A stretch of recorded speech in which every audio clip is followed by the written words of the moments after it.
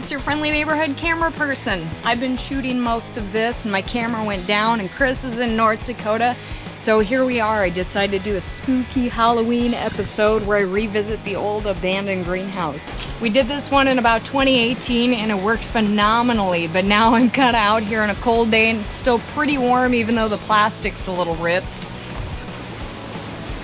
So we just let it sit while we're building the big one, which is just there.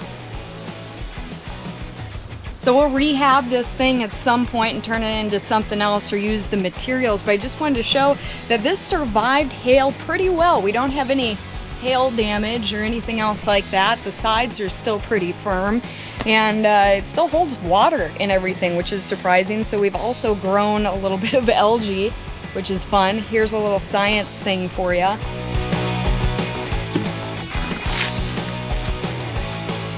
And it's kind of neat to see too because,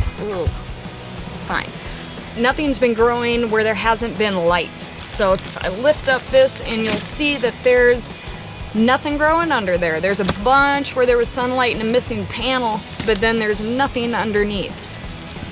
So we haven't heated this thing at all, and there's a little bit of ice on it, but that's not too bad considering that the temperatures have been well below freezing here in South Dakota. But I just wanted to do a little recap and check this place out.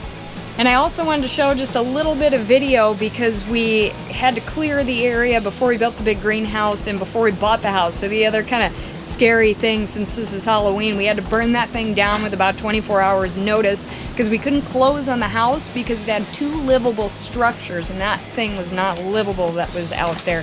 And I'll show you a little bit of the footage from when it was still up.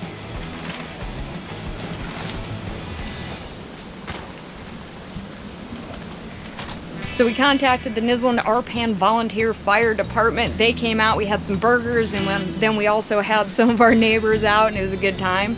Then the other fun thing is Chris is going to move more towards DIY videos and some different formats and stuff. Since we've got the whole frame finished and plastic's going to go on, then we're going to start building the beds and everything else.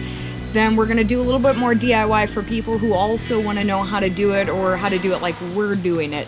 So that'll be a fun kind of new format, so keep an eye out for that once Chris gets back. Otherwise, it's just me, a little GoPro right now while we're getting the big camera fixed, and that's where we're at.